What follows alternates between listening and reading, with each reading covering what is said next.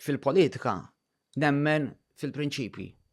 Jiena nemmen f'soċjetà miftuħa, nemmen f'soċjetà tolleranti, nemmen f'soċjetà fejn verament il-bniedem jitpoġġa fiċ-ċentru ta' kull azzjoni.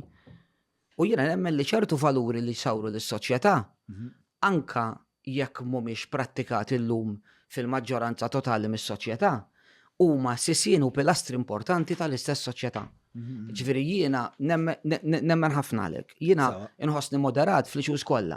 Jiena naċċetta s-sitwazzjonijiet ta' kulħadd, però m'iniex lest naċċetta impożizzjonijiet tan-nies fuq ħadd ieħor biex jimponu dak li jemnu huma, la jekk tkun liberali u laqqas jekk tkun konservattiv.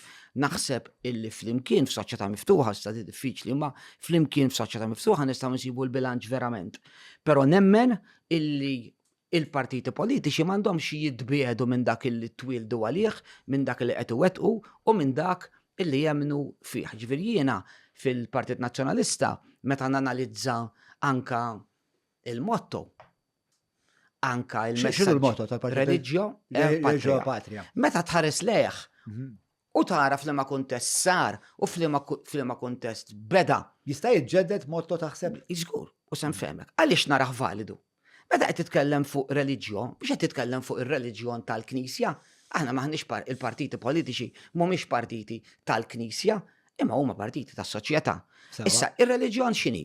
Ir-reliġjon għandha il-prinċipji tagħha, għandha il-valuri tagħha u għandha it-tolleranza tagħha, l-aċċettazzjoni tagħha, illi inti tkun qed mhux tittollera imma ma tiddiskriminax kontra persuni, anke li mhumiex tal-istess reliġjon tiegħek, u fortunatament ir-reliġjon Kristjana ittik din il-libertà illi inti tkun f'partit politiku anka ma' min ma jaqbilx miegħek, però jirrispetta d-drittijiet fundamentali tal-bniedem u dik fundamentali għax jiena ftit jinteressani inti x'temmen jekk tirrispetta l-bniedem, imma jekk ir-reliġjon tiegħek ma tirrispettax lill-bniedem jiena għandi problema. Imma għalfejn taħseb li batuna l-idea tar-reliġju. Naħseb jista' jkun punti validi xisiru jew argumenti validi xisiru biex jingħad illi l-punent naħseb ħafna mill-etika tiegħu, mill-prinċipji tiegħu naħseb tnislu ħafna mill-Kristjaneżmu, jekk mhux interament dipendenti fuqhom.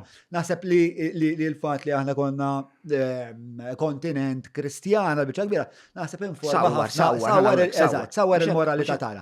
Però llum il-ġurnata naħseb li dawk huma tnislu u issa huma il-prinċipji tal-punent.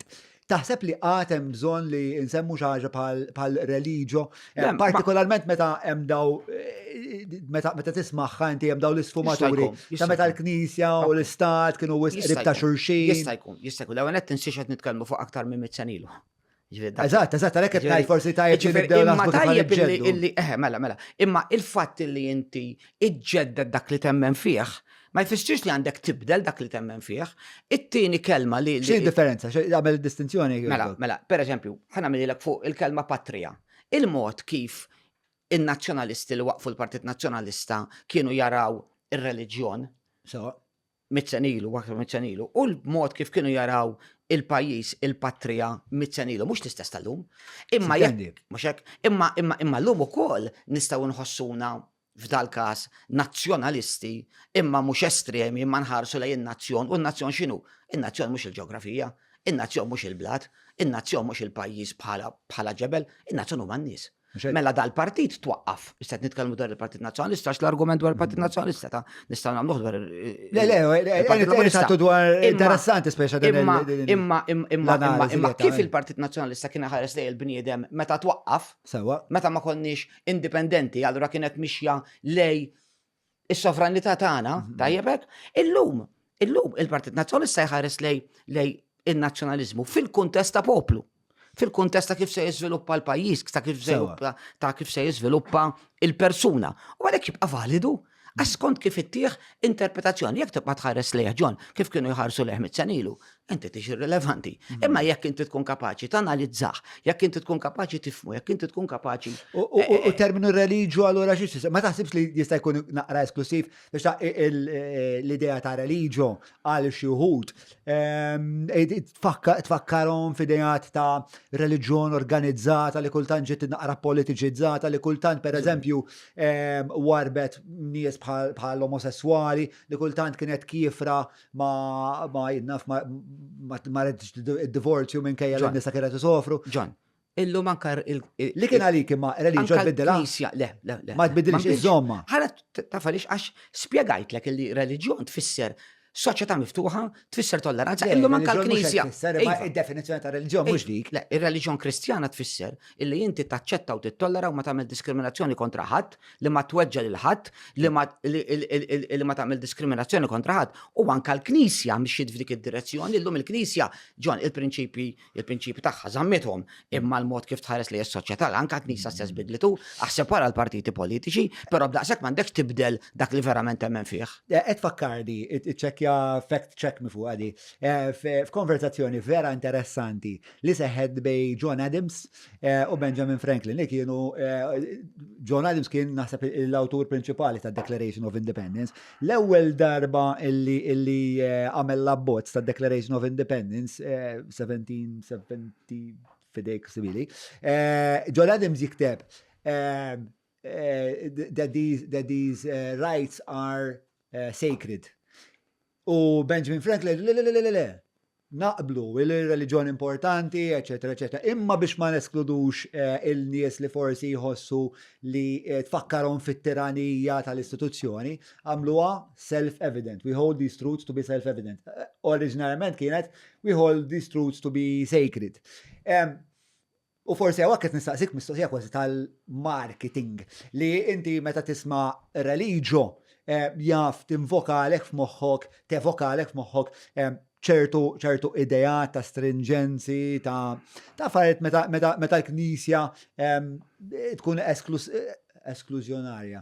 Biex għalik imma religjo għandha tibqa'. Il-ħsieb, iva għandu jibqa'. U se niftaħulek ftit il-għaliex ħafna nies anke jitkellmu dwar is-simboli. Sewa. Dwar l-emblemi tal-partiti. Issa il-Partit Nazzjonalista fortunatament m'għandux għalfejn jibda l-emblema tiegħu. Naħseb li għandu ma mhux l-istess raġuni li Il-Partit Laburista ħass li kellu jibdilha għal diversi raġunijiet. Għallim raġunijiet bidilha. Għax kienet tissimbolizza l-vjolenza hu. Għax it-torċa kienet tissimbolizza dak kollu negattiv li sar fl-80s. Ma bidluwix fl-80s, bidluwa wara bħala element kosmetiku u poġġew l-abjad u poġġew il-gris u neħħew it-torċa u għamlu dar aqqas naf jixalx u ma nafx. Għazbint wicked, isak kienu iktar nafxini. Kienu jużaw dik il-lanċa bil. Ma dakka kien hemm simbolu ieħor imma t-torċa dejjem baqgħet hemm, però mbagħad ħassew li biex jagħtu image ġdid kosmetiku għax il-prinċipju baqgħu l-istess. Imma jiena il-Partit Nazzjonalista kif jista' jibdel l-emblema tiegħu. Meta l-iswed ifisser l-antenati, dawk li sawru l-Partit Nazzjonalista. John, qed issegwini? Ija, mela, miegħek qiegħed. L-isfar ifisser ir-reliġjon. Il-kuruna tfisser is-sovranità. U l-abjad u l-aħmar ifissru l-element nazzjonali. Mingħajr il-George Cross għax il-Partit Nazzjonalista twaqqaf ħafna qabel. Ħadna George Cross. Nista' nibdel di jekk din mixja politika. Jien nista' nibda xi ħaġa illi meta nispjega in-nies tifhimha. Forsi ftit hawn min jispjega, imma tajjeb nispjegawhom li din mhux bis-simbolu, imma din mixja politika, din hija emblema illi min għamilha kellu l-ħsieb fuq il-prinċipju, fuq ir-reliġjon, fuq it-tolleranza, fuq illi ngħixu flimkien u fuq il-pajjiż. Għara għandek simbolu, għara għandux għalfej jibdela. Tista tgħidli imma kosmetikament u iva kosmetikament tista tħallija u tuża logo u mela le, mhux anka kulħadd jibdel ftit. Imma bħala prinċipju le, il-prinċipju ġon irid jibqa' hemm. U ma dawk huma żewġ punti speċa li mhumiex u ma maqudin ma' xulxin ma' differenti. Biex li inti kosmetikament, kosmetikament, tbiddel ta' sens li il-partit jisu qiegħed jiġġedded, jaġġorna ruħu. Sakemm Biex ta' ikollok ibdejt spjega. bil-Windows 1, u mbagħad mort tal-Windows Oh, 95, imma dik l-uwija ħanajli, dik l-uwija hija uwija li tani wkoll Bernard Grek. Isa ma tuħux akkont ta' kemm daw l-affarijiet għal nies li mhumiex li ħajjithom mhix il-politika u minn daw iktar ħafna iktar minnhom li dawk meta qed jinteraġixxu magħkom mhux ħajt jinteraġixxu magħkom bil-mod intens li qabel forsi eżatt. Daw jiġu jaraw daw għadhom l-istess dak l-impatt psikoloġiku għalhekk inti pereżempju naf jekk tara il-logo ta' Nike fil-bidu kien ikun Nike Just Do It.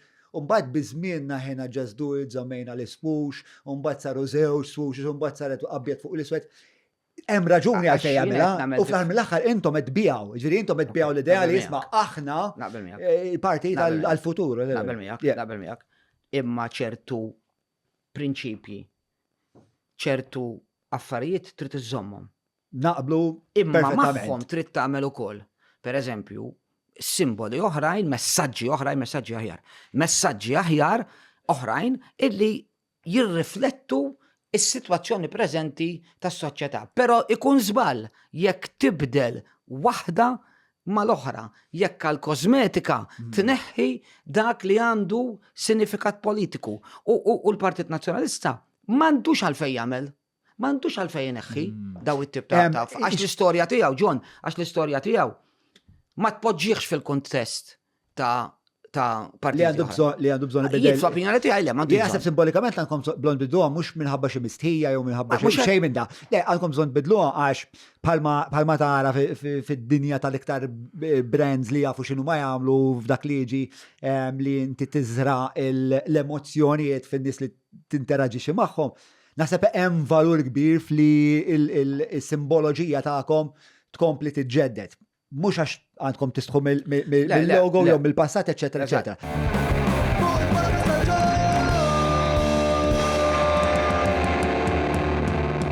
Mela tlaqna.